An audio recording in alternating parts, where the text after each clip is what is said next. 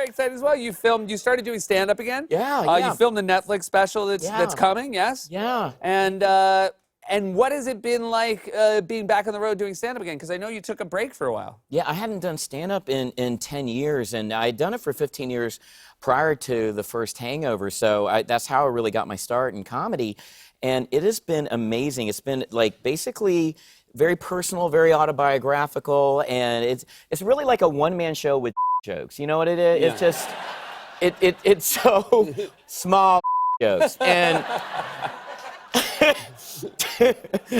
like the word, it's like very short, Yeah, Joe. very short. Yeah. It's very short. Like there's a setup and a punchline and we get out. Yeah. And some may call it unsatisfying. Now,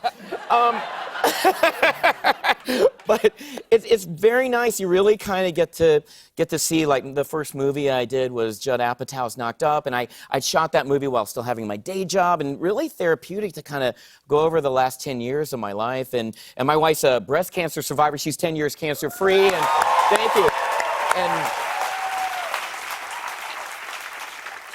And it's really nice to, like, I had forgotten, like, I actually, before The Hangover became The Hangover, I'd actually turned down the part of Mr. Chow because, and there's a whole backstory of how I eventually did the part. It's lovely. And because of what your wife was going through at the time, while you were shooting The Hangover, was a very difficult time for you, which I'm assuming people would think was this transcendently great time for you. Yeah, it was cathartic. I mean, in fact, I did in-jokes because Tran was going through chemo at that time, and I did in-jokes in Vietnamese, and that made it in the movie just to make my wife laugh. When Mr. Chow, when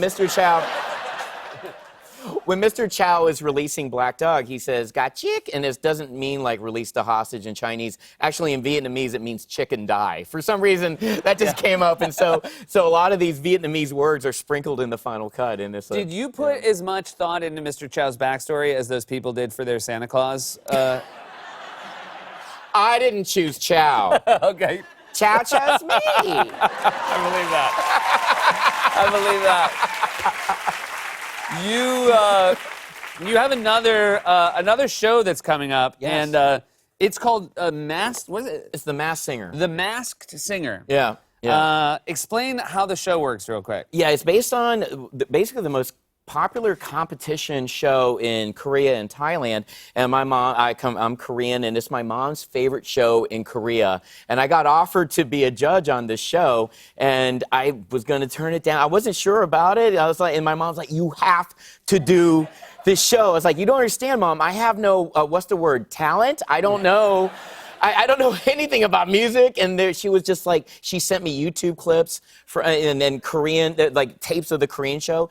It's so oddly perfect. It's so amazing where you're seeing it. It's part like The Voice. It's like the blind auditions in The Voice. It's part American Idol. It's part like, you know, This Is Your Life. It's like 4 different competitions rolled into one. But the part that you've left out that is maybe the most jarringly different is the Masked Singer is someone we know, but once they reveal themselves, we'll know who they are. Yes, they're famous. The testimony, everyone's recognizable, everyone's famous, and when they at the end of every episode, when contestants are eliminated, when you hear like their testimonials of like why they chose to do this in the first place, it's oddly emotional. There are a couple times I teared up. Like literally, oh my God, I love you, hippo, or whatever. I don't know. Well, that's the thing. When you think of Masked Singer, you think of just a mask, but that's a lot more than just a mask. So this would be a celebrity singing. It is. It is. And then they give you clues, and you have to guess who they are. This is yeah, man. No one at home right now is thinking, "Oh, I had that idea." It's amazing though. Look at the layer of it. You know, it's a little like it's a bunny, but it's Donnie Darko. You know, yeah, it's got some spookiness to it. Spooky. Well, we look forward to that as well. And it's always just so great to see you, man. Thanks so much for being here. Thank you. Really appreciate it.